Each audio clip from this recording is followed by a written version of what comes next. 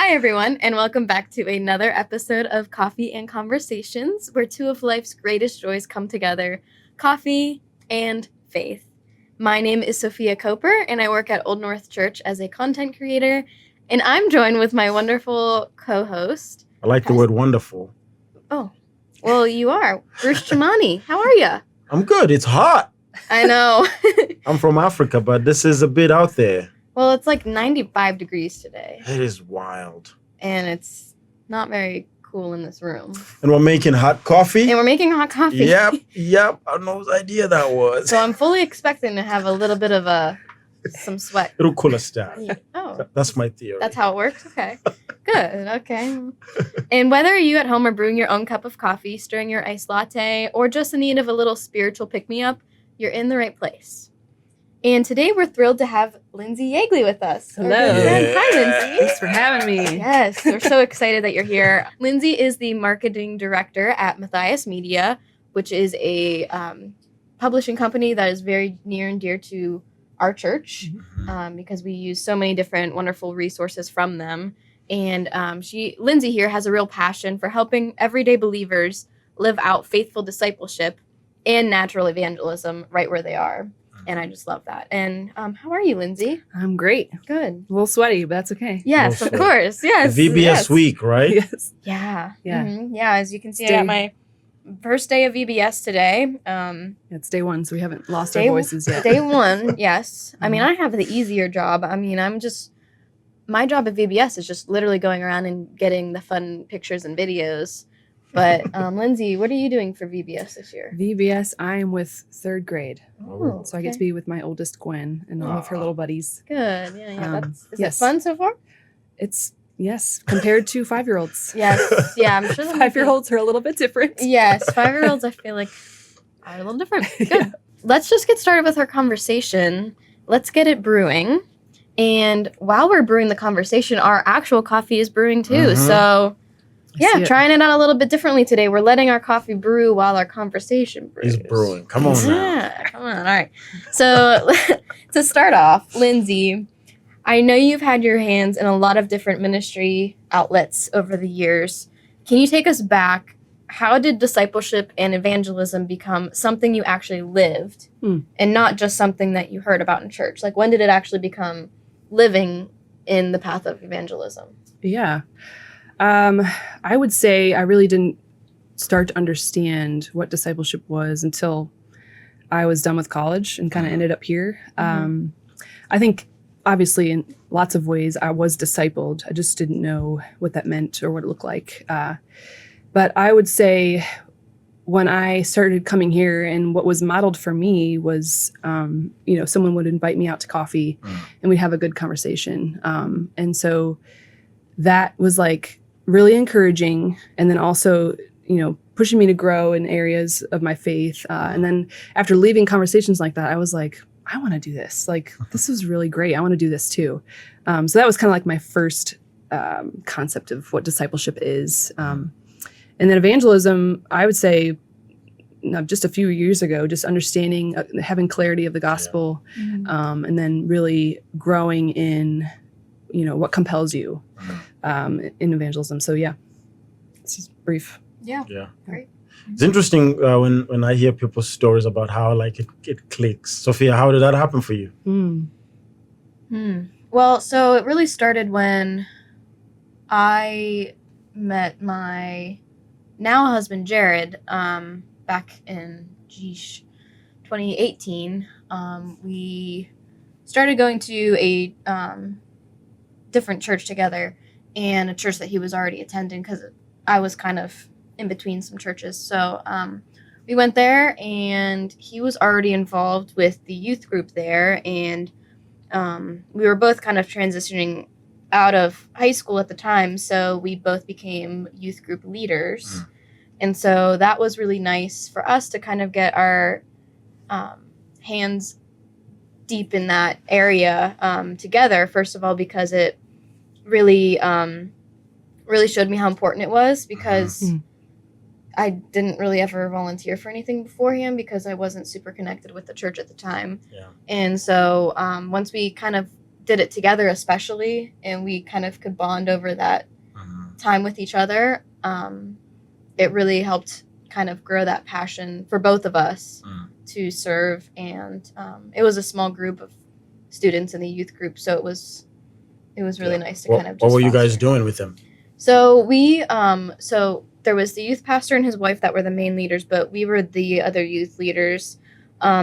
We were just kind of hanging out with the kids on Wednesday nights, but also from time to time we would actually give the message for Wednesday evenings. So sometimes Jared would give the message, and sometimes I would give the message. So that also helped both of us kind of get our feet in the door as far as like studying the word and presenting it to people. Because in the church we kind of had a mixed bag as far as different kids coming from different backgrounds. Yeah. So it was interesting to kind of see how what the kids were going through and how like our messages kind of affected them in a good way, how it kind of helped them. So Lindsey, we were both at Evangelize 24, great state of Colorado. Yes, in Denver. Our staff from church here and a couple people from Matthias, some people from Australia, people from around the country. And Tony Payne taught us a framework which some of you guys may know, our listeners or watching. God works through his word, through prayer and people over time. So we want to sort of flesh that out, because that's what's common, I think, from what you both said about starting off in evangelism or discipleship. So how does God's word work? Yeah, God's word is actually that. I think the Bible isn't a vehicle for what we use to know and hear from God. It's God's word that we read is actually from God. It's how he speaks to us. And so I think when you think about discipleship, you obviously need to know how to read or listen and comprehend. But then there's obviously things that you grow in, like how to read the Bible, what different books are, all these things that you kind of build upon as you grow in your faith. That's all part of being in the Word and hearing the Word from others. The Word is the center around a conversation. So you need the Word to do discipleship and evangelism. Yeah. Well, how about, Sophia, you could jump in. How about there are people that would say, when I meet up with my friends or family to like talk about the things of God, we don't really need to be stuck down on the Bible. We just can catch up. I've heard that. People who almost view the Bible as like a deterrent, like it's in the way. Like how would you respond to that? Like for just like a normal like gathering of people, no. So in context of discipleship, so some people would have this quote unquote, I'm just here to mentor you. Let's just meet and just talk about life. If we read the Bible, that actually kind of gets in the way. Yeah. Well, I think it's like important to like, for people who might bring that up, it might be important to say, okay, well, where are you getting your foundational beliefs from in order to, mentor this person? Yeah. Like, where are you drawing your ideas from?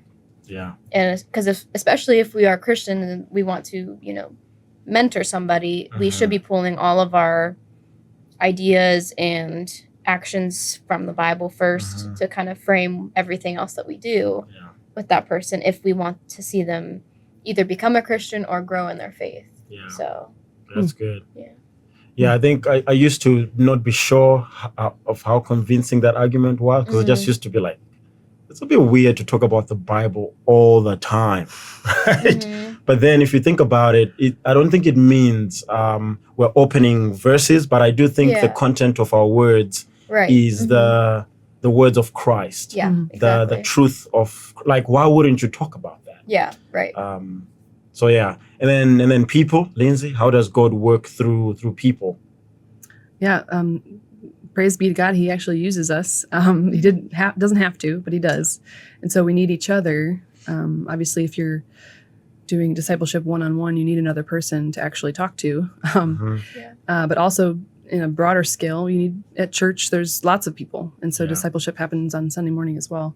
We need each other. We were created for each other. So to take a break from our conversation a little bit, we have our coffee. It's ready. It's brewed.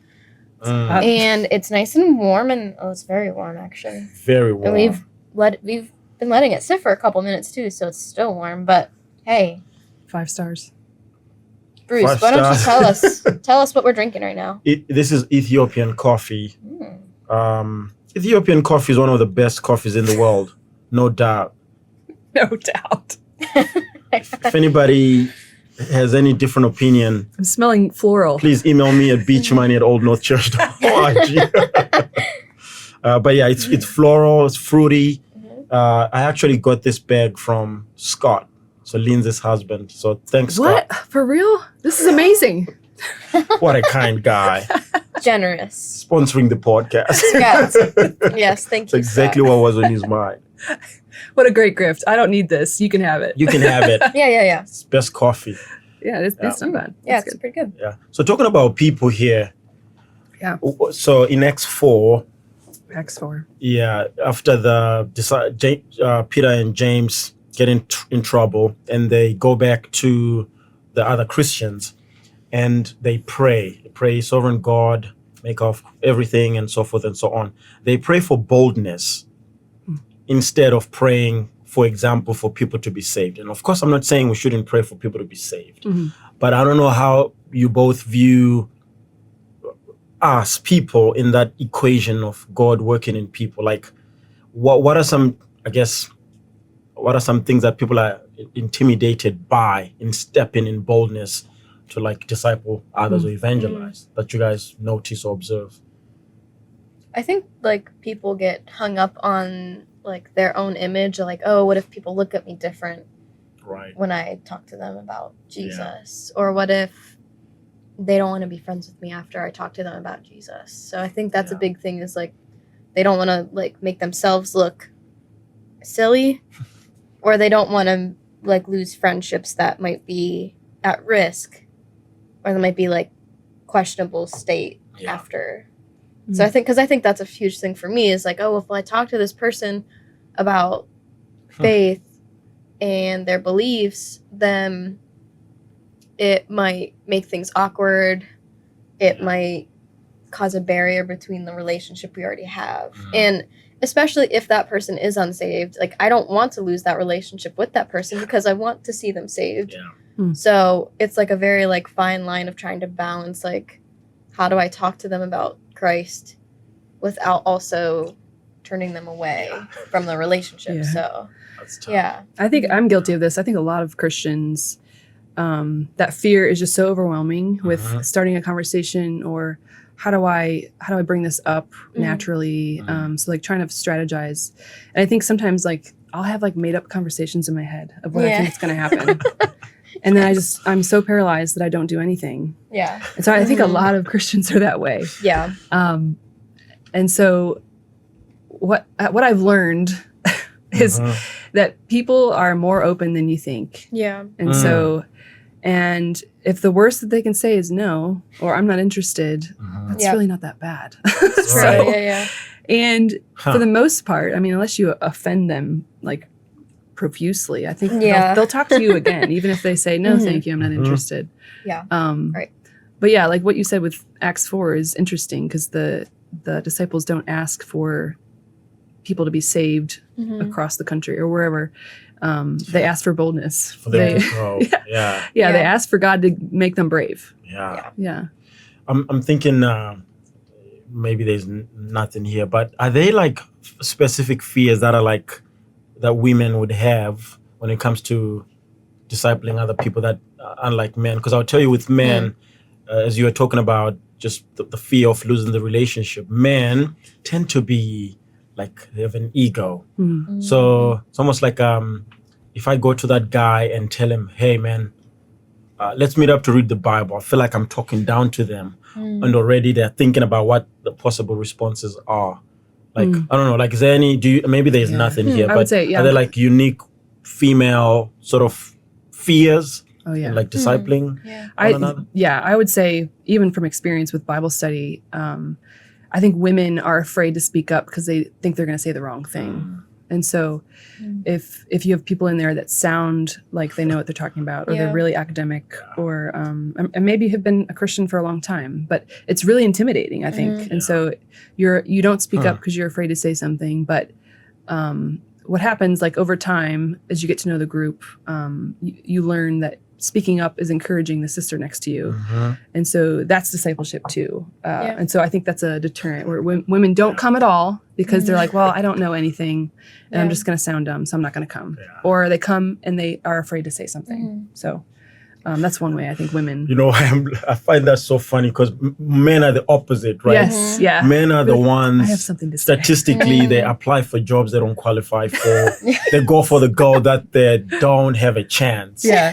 Like, that's just guys. And then women are the opposite. Women are way more... Right. Reserved, reserved. Like, everything has to be perfect. Yeah. Even in Sunday school, like, when there's men and women, the women don't talk as much as the men. Yeah. And the men, some of the answers are like, did you even think about what you just said, right? Yeah. Yeah, it's interesting. Yeah, I think too, like, one thing I thought of was the fact that, I don't know, our society is twisted the way that women are portrayed in the Bible and the roles of women. And so it can be easy to kind of, as a woman, at least for me, like, to be more scared to talk to people about the Bible who don't see women portrayed in the same light. Like, I see women portrayed very differently in the Bible compared to what an unbeliever sees, because they like to, take the popular verses and say, oh, the women have to be quiet, oh, the women have to submit, and like don't have any other understanding about what that means. And so it kind of can be a barrier, because it's like, well, I really want to talk to this person about this, but then they already have this skewed view. Notion. So so it's like, is what I'm gonna say really gonna change that view of that person? So I mean, not that it can't if I say something, but it's one of those deterrents that can be a challenge. So. The world's noise is much louder. Yes. Yeah. It's always competing. Yeah. But a church like ours, I think the one cool thing to watch is how, number one, they're like obviously different generations, like men and women is like the obvious breakdown, but different generations. And in those different like personalities, like in our college ministry, I love that we have a person like Bryce Moldovan. He's like a nerdy college kid who likes, he's like part of the radio club. He likes maths and science, like very engineer brained, right? And then you have like some crazy people, like the opposite spectrum. I think those people are able to like reach a certain group of people. We can't like we can't just like make the gregarious character or personalities like the only ones that could disciple. Right. So I think the difference actually helps reach more people. Yeah. So Lindsey, let's move on to the next part about prayer. Can you give us some thoughts about how that plays into this? Yeah, prayer is us talking to God, us depending on God. So it's a posture where we know that He's God and we are not, and we need His work to work amongst the people as we disciple, as we evangelize. And it's a practice that all Christians can do and should do. Yeah. What else as a pastor? I think for me, this is the most tempting to ignore, because it's not, how do I say it? Like, it's not visible. Yeah. It's I can like do stuff in my own strength, and that's a confession and a statement. Right. Like, I just like can do things and like meet up with people and read the Bible, but I'm not like actually depending on God to work. So admittedly the hardest, I think, for most of us, right? Yeah, because it's sometimes hard to devote the time that we want to prayer. Like, we can at least, take little bits of the day to shoot God up a little quick message, but like to actually spend like time in prayer that is distraction free and quiet is hard a lot of times, at least for me, because I sometimes don't have that part of the day that I can just do that. And I know that many people can be in that same boat. So And I mean, we struggle with that praying for ourselves, and this is for other people, Yeah. right? It's like Yeah. we don't have we're not disciplined enough for ourselves. What more thinking about my neighbor? What more Right. thinking about the Mhm. lost, in the world? right. So, but then I think the conviction we have, the prayer in X4, I don't know why I keep coming back to It's a it. good one. Yeah, the prayer in X4 literally starts with sovereign Lord, like they Mhm. acknowledge that He's in control of everything. Mhm. But they still ask. They still ask Right. and Mhm. ask for Him to send them to go and speak. Right. Mm. Mhm. And there is we are the fruit of those prayers, I think, Yeah. right? As they share the gospel and the Lord continues to work. There's a similar passage in Nehemiah that reminds me of Acts 4, Mhm. where at the beginning of Nehemiah, God calls him to rebuild the walls, and he prays, and then he goes to work. Yeah. Mhm. So it's not like we just pray and open up our hands and then do nothing. And we wait and we wait and wait yeah. forever. Yeah. So we have prayers modeled to us of Yeah. what we're supposed to be doing. right. Mhm. That's so encouraging. Pray, then go do it. Yeah, Right. Yeah. Go do it. Yeah. Mhm. Yeah, I think writing down prayers is good. I do that. I know, Bruce, you've said that you've praying in the moment. That was that's really good. Because I lie if I say, I'm going to pray for you. I'm There's lying. just too many Yes, people to pray yeah. for. I'm lying. Yeah. Yeah. And it's a bit awkward though at first, right? Like Right, it's, yeah. I've done it today. Like I was talking to somebody on the phone just about something random. They're like, yeah, but I'm like, can I pray now? Stop the conversation and try to do it. Mm. Yeah. So I'll be lying to say I'll do it later. Yeah. I won't. Yeah. Because we just get distracted and we forget. Right. Yeah. I know. I'm like that all the time. Yeah. Yeah. So God, again, to remind the listener what we're doing here, we're saying God works in people, and He does it through His Word, through prayer, through people, and then this all happens over time. Mm-hmm. So patiently, so we wait. Yes. Mhm. Why do we have to wait? I think because God created time. Uh-huh. It's obvious.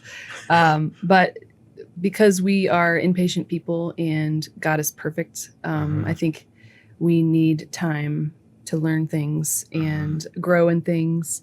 And then there's never a point that we'll reach, a level that we'll reach where we achieved something. We no longer have to grow in it or spend time reading, praying, spending time with people. So time is important because people need time to grasp things that you're like in discipleship. There are some things that I heard my whole life, and then, one day it clicked because someone said it to me. Yep. And so that took time. And then same thing with non-Christians. If you think about where you were as a Christian 10 years ago, I mean, non-Christians need time too. Yeah. And so we don't, obviously we don't doubt the transformational work that God does when someone's converted, but people need time to wrestle with things. And so I think we're a lot of the times impatient. We want them just to get it. Yeah. Similarly with my kids, how many times do I need to say that this is where the shoes go? Yeah. But I have to patiently over time tell them where the shoes go. Yeah. 300 times a year. Every day. Yeah, I think that reminded me about, God's sovereignty and God's will. Right. We want somebody to get saved right now, of course, Right, because we want them to experience the benefits of being a follower of Christ, but it might not be God's will for that person to become a Christian until 10 years from now. Right. We have no idea what plan God has for that person's life. So no matter how much time and effort and prayer and devotion that we put into that person, we have to be trusting and patient with God that He's gonna make the seed that we planted, flourish and bloom in His timing, not ours. I have flowers in my garden right now that I want to bloom so badly because I see them growing and I see the little buds starting to appear, and I'm just like, come on, you can do it. But then I have to remember, I'm like, I can't make them bloom. Right. I can plant and I can tend and I can water, but I can't make them bloom. Yeah. I can't just rip out the flower and be like, there it is, So it just kind of reminds me of what we have to do with God. We just have to do what we can as far as, tend to that person and foster that relationship, but then it's up to His timing to reveal that flower. So I like that. thanks. the visual that our church uses a lot, the moving to the right arrow. And I can't remember if we've talked about this before, but I think it's really helpful when you think about the Christian life. And so how can we as Christians move to the right? So growing towards maturity in Christ, and how can we bring others with us? And so even if it's a tiny little notch to the right, it's still growth. And so I think that's a really helpful, way to think about what, as disciples of Jesus, what we spend our time doing, and then thinking outwardly, if I really do love God and love others, then that means I'm going to think about these people that need Christ. It's so helpful. I mean, two things, maybe little closing comments on this aspect. Like, as we read the Bible, it's so obvious that God works over time. Like, he literally, on the first day, he creates one thing. On the second day, he creates the other thing.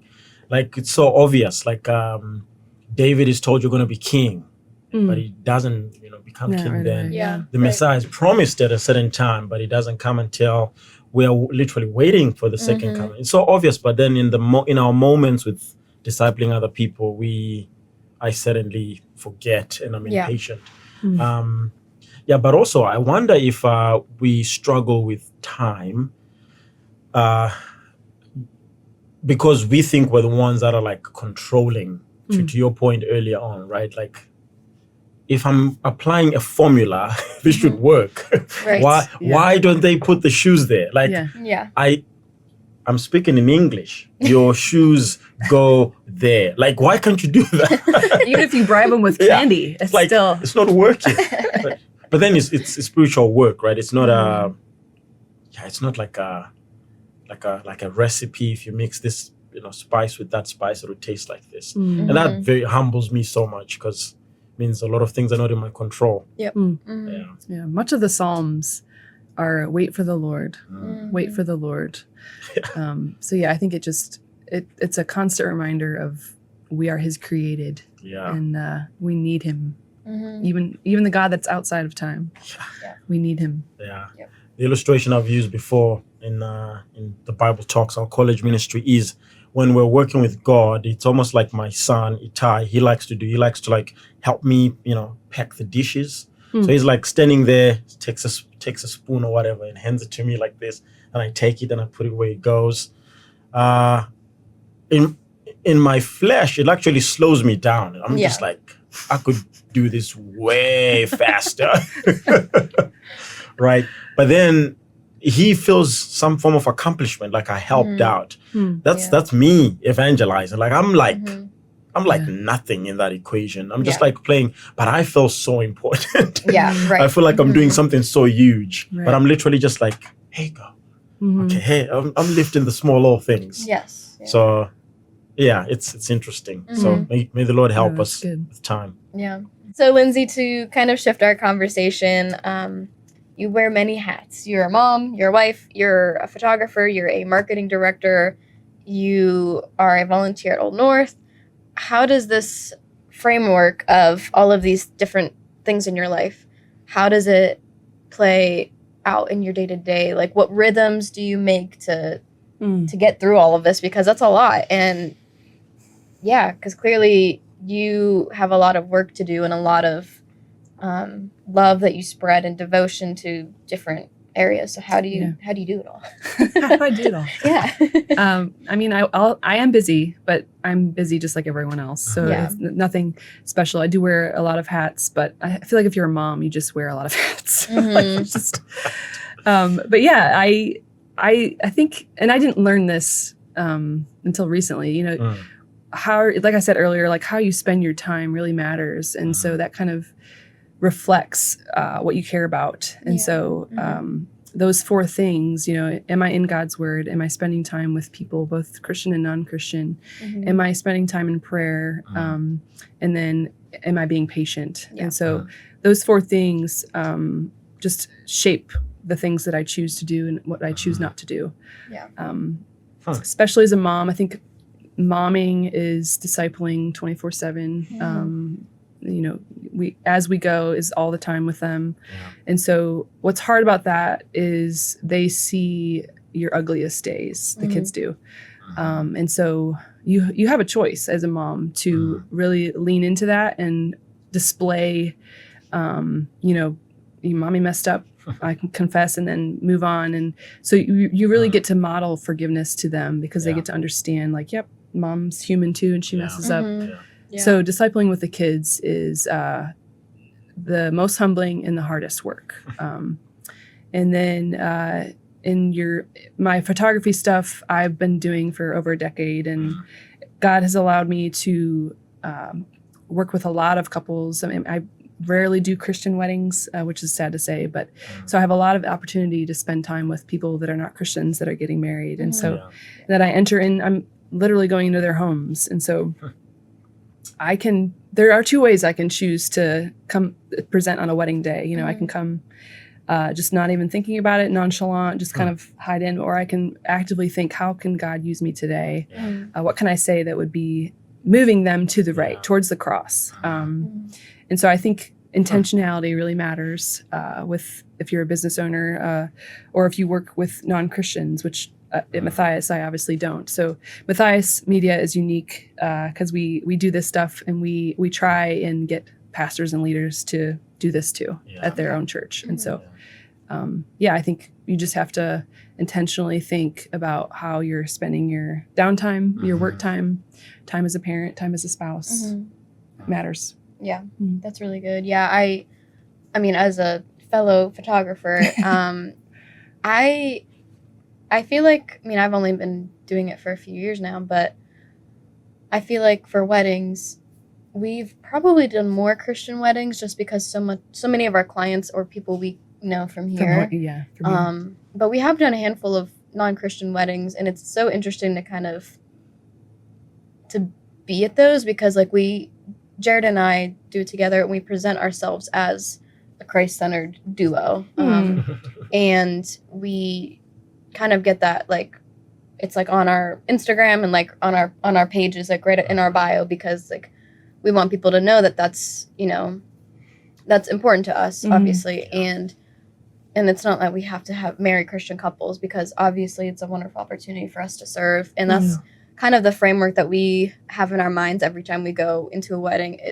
It's not necessarily like, okay, we have to share the gospel today, but it's just like, how can we serve this couple with them knowing that we're Christians going into it, and say, wow, like, not to puff us up and say, wow, they really did such an amazing job, but just say like, wow, they really served us well. Like, and through that light, kind of maybe see like, oh, wow, they're really different. Like maybe it's Jesus. I don't like, something along those lines. But we try to be really intentional about that too, about, serving, and, even if it's just like, can I get you guys a cup of water? Like something kind of going above and beyond your expectations. It's a starting point, because it's not, you're not evangelizing and sharing gospel on their wedding day, but it's a stepping stone toward building a relationship. And then connecting online maybe, and then following up. So it's a starting point. And I'm sure you guys pray for those clients. Rhythms like based around these ideas are very interesting, because I think unless you are convinced that this is how God works, like it's hard for you to like you say, build your life around it, right? So, because I know some people would hear us maybe talk about these things, or come to Old North and hear us talking about these things, and they would say, yes, but like there's so like you mentioned service, right? There are people that are like convinced that by just like simply being kind to my neighbor, God is working in them. And of course, we would say, to your point, it's a good starting point to build a relationship. But unless you like actually start getting into that stream where like I'm actually praying intentionally for these people, when I speak to them, I'm speaking the words of Christ, and I'm hoping over time that God works. Like I don't know if you guys relate with that, but like I don't think you can actually build your life unless you're like convinced. Because there are people that would say there are probably other things. I think that's it. I think that's how God works. And whatever we do on the periphery has to necessarily lead us into one of those streams where I can pray for this person, which the praying is like low hanging fruit. Right. Yeah. But And I'm saying this as I think about one of my neighbors that like for years I'm like, Lord, give me an opportunity here. You know, I've been praying, but I'm scared to talk to him. I'm like scared. We do like nice neighborly things for each other, but you know, it's not, that's not how God works. Right. Yeah. Right. And kind of back to the word, like speaking it, like Speaking it, yeah. we have to use actual words to do it. Mm-hmm. And so it's a word. Yeah, it's a word. Yeah. That's good. It's very, it's convicting. But when I encourage viewers and listeners, like these things you should be convinced that this is how God works in the world. Yeah. Including with our kids, right? It's not modeling is good, all those things are good, but we should be praying and speaking God's word. And we are the ones doing that work over time. Yeah. So right. So let's talk a little bit more about evangelism, because we've already kind of talked about it, but let's get into a little bit of a different facet of it. So I think a lot of people want to share the gospel, kind of like what you just said, Bruce, but they freeze, don't know what to say, or worry about messing it up, kind of like what we talked about, like for women, like just afraid of messing it up. What is some like maybe advice that you can give either of you? Because obviously, Bruce, you're a pastor, you speak. You know everything. Yeah, you know everything, obviously. yeah, right. You speak, Only you guys believe that. Yeah. Bruce, you have a really amazing ministry on campus at YSU, Street Talk, with TBT, the Bible Talks group. So maybe can you share a little bit about like how you kind of get over those fears of freezing or not knowing what to say or messing up? Yeah. And then maybe Lindsey, you can add on to it. Sure. Yeah. I wonder if it's just condensing some of the things we already say to say it is God doing the work. We are just the low people that are like, that sounds so like, but like, it took me a while to like, I remember doing street evangelism, like as a 17-year-old, it was definitely about, I want to convince them. Like I felt the burden on me as I walked up to this lady minding a business in the city. Like, can I talk to you, ma'am? And so I think that's a good starting point. How does that help with freezing? I'm not the one actually responsible for the fruit, Then secondly, before you chime in, Lindsey, I think, most people that would freeze have actually never done it. Like I think people will start to do it. Over time, you actually see, which you said earlier, that it's people want to talk. Yeah. I probably have only had like two hostile conversations at YSU. One was a guy was an atheist and he struggled with the resurrection. He did not want. He struggles with the resurrection. The second one was a Hebrew Israelite. You guys know what those are? Yeah. They believe white people are going to hell because they're white people. No, I didn't know that. That's terrible. So those were like the only. Sounds terrible, but like everybody else wants to talk. Only two. Just two. Yeah. So I think so. I would say God is sovereign, and you've never done it. Trust Him and try it. I don't know what you did. Yeah. I would say, just to back up a step, just to say having gospel clarity. Yes. Giving so yourself confidence in the gospel message is what spurs you on. The love of the gospel compels you to share it. So it kind of, love diminishes that fear. And so I think having a framework, so 2 ways to live is what we use. Everybody is familiar with that language. Having that framework to kind of something to grab onto, to then study, reflect, dwell on, and then be confident in. I think that really matters. And I can say from personal experience, like having gospel clarity and understanding what the gospel is helps me in my conversations. I've grown in love for non-Christians because of the gospel.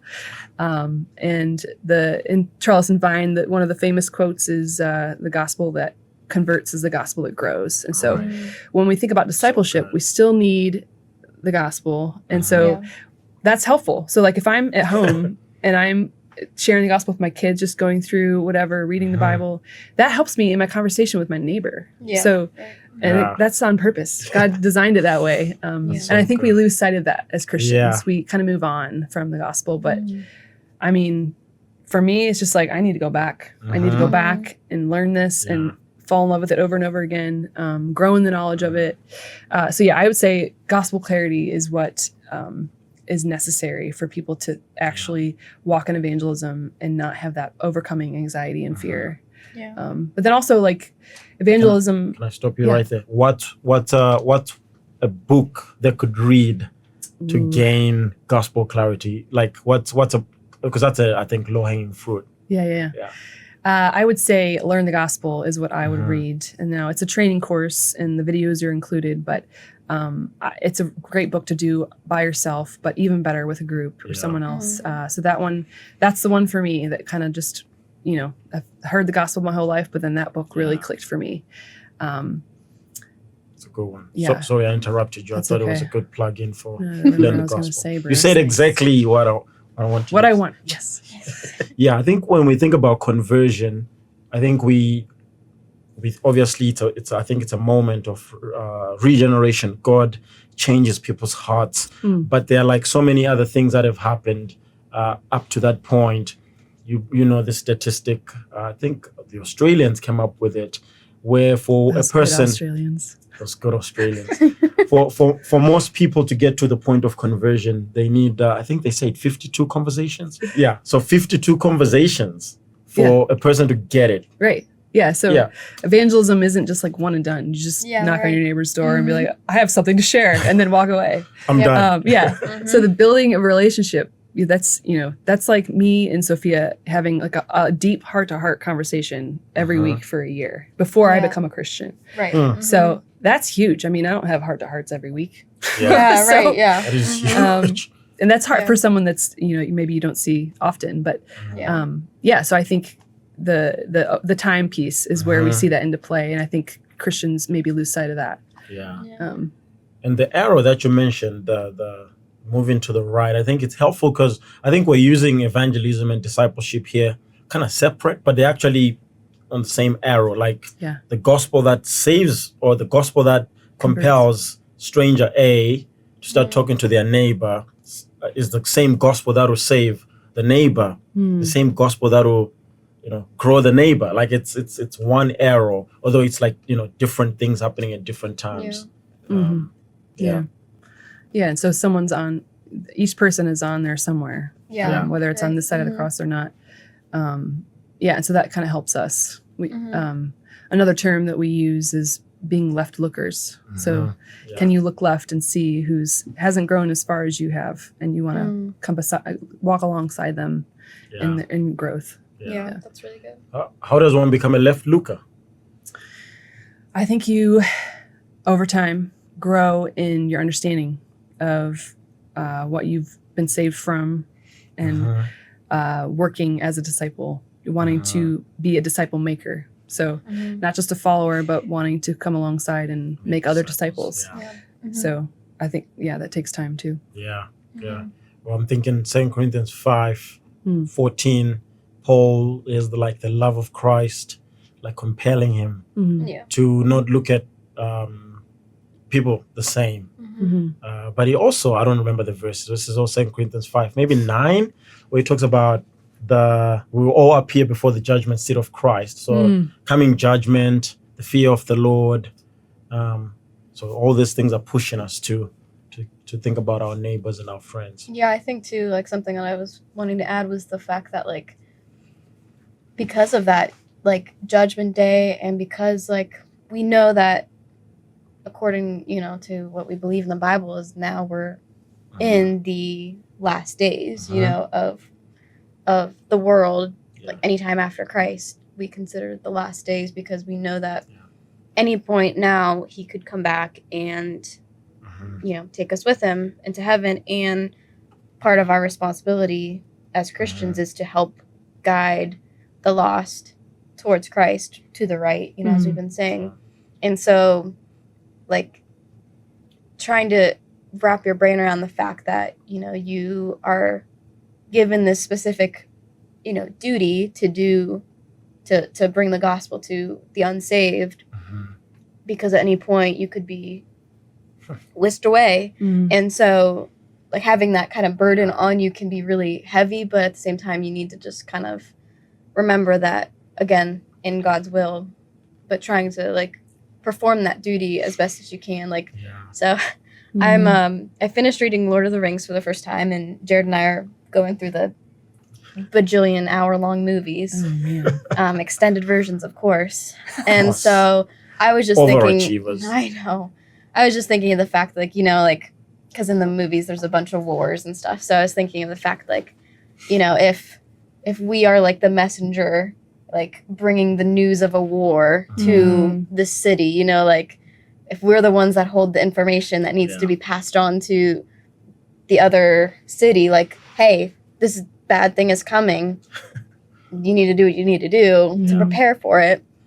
It's like the same thing with, you know, evangelism. It's like we have all the information we need about eternity, and if we can't, you know, bring it to other people, they're not going to know, and they're not going to be aware of what's awaiting them, you know. So I just thought about that, and the fact that, like, even though we talked about time as, you know, patience and letting God's will happen, there is like an urgency with it too. So yeah, trying to, I don't know, I think I can kind of see that as like a fuel to kind of maybe push people away from like the hesitation and the kind of being scared to do like the evangelism side of it.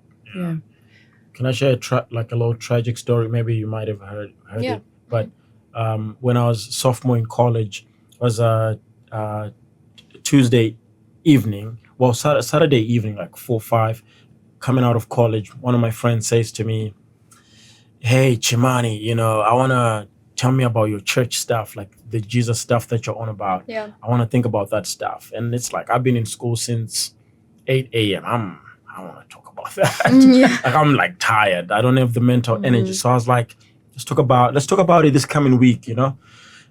So this is a Saturday. So Tuesday, we're walking out of our class. It's like 9 p.m. Crossing the road, and long story short, like the very same friend, like, gets tragically killed, like in a car accident, like right there, and that messed me up. Now, in hindsight, I'm like, well, you know, if God is kind and good, I don't know what happened with him from Saturday to Tuesday when he died.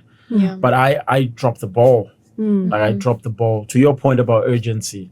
Like, but I was tired. Like, so I'm not trying to like put any weight on us to say like guilt, because I don't feel that anymore. I used to. I don't feel that anymore. But I certainly do think evangelizing effectively would be costly. It will cost my tiredness. It, like, we gotta give something. Sacrificial. Because of the judgment seat of Christ. So that's a story that kicked me to to think about this very differently. For sure. I think Christians it's hard to live with the tension of people die every day. That's a sobering reality. And also, so we have this need, this urgency that people are facing a Christless future. So we have the weight of that. But then also we have the blessings and the joy that God gives us. Like, you know, my son just finished his soccer tournaments. Like, why should I care about soccer at all?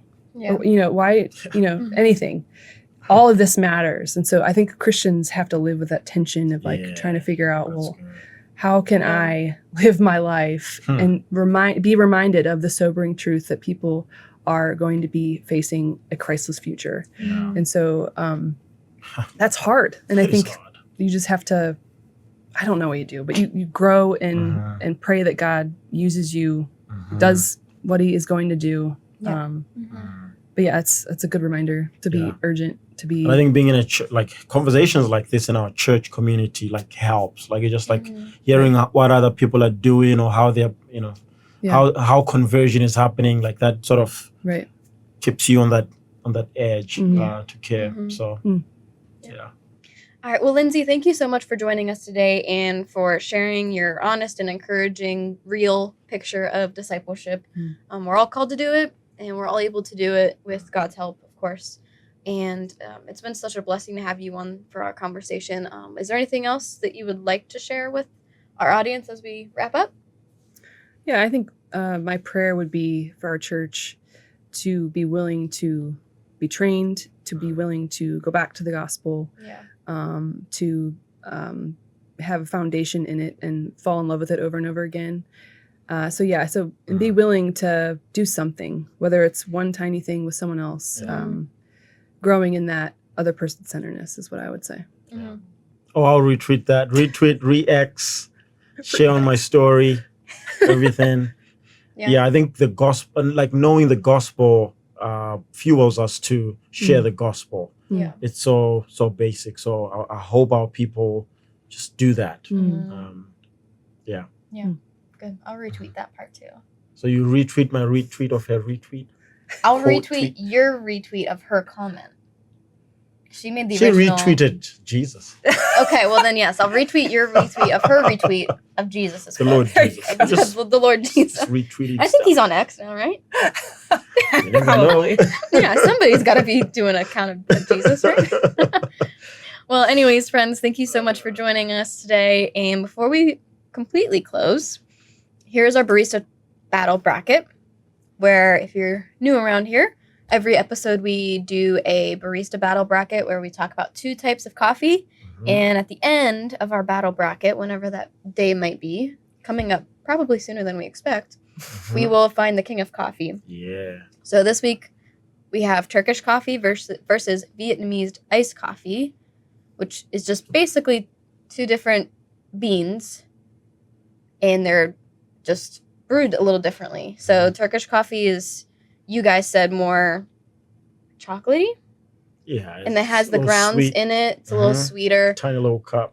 Yeah, and it seems like Vietnamese coffee, from what it says here, is that it's different Robusta beans, and it's more of a smooth, creamy texture.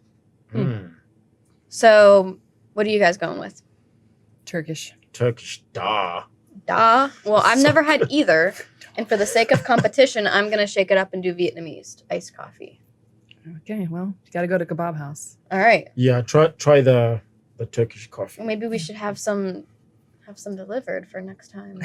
Yeah. Maybe we should, Here's what, whenever you have to choose Robusta and Arabica, always go with Arabica. Because Robusta is a little more, some people love it. It's a little more... Some people love it. Yeah, But you're about to I pass it. judge even them though a they're little wrong, bit. yeah. It's a little more bitter and Okay. strong. And Okay. I promise most of the coffee you have drunk is Is Arabica. Arabica, yes. I do know that, yeah. That's definitely more common. All right, well, thank you guys for watching and tuning in for this long. We hope that you've enjoyed, and maybe you're craving another cup of coffee. I'm not. It's 3:30. Not I'm me. done for the day. So I'm out. you're out? Tapping out too? Yes. Tapping out? Okay, well, Done. tune in for our next episode where we'll continue to discuss how to live faithfully in a fallen world. But until then, friends, keep on persevering in Christ and keep brewing that coffee and conversation. We'll see you soon. Bye-bye.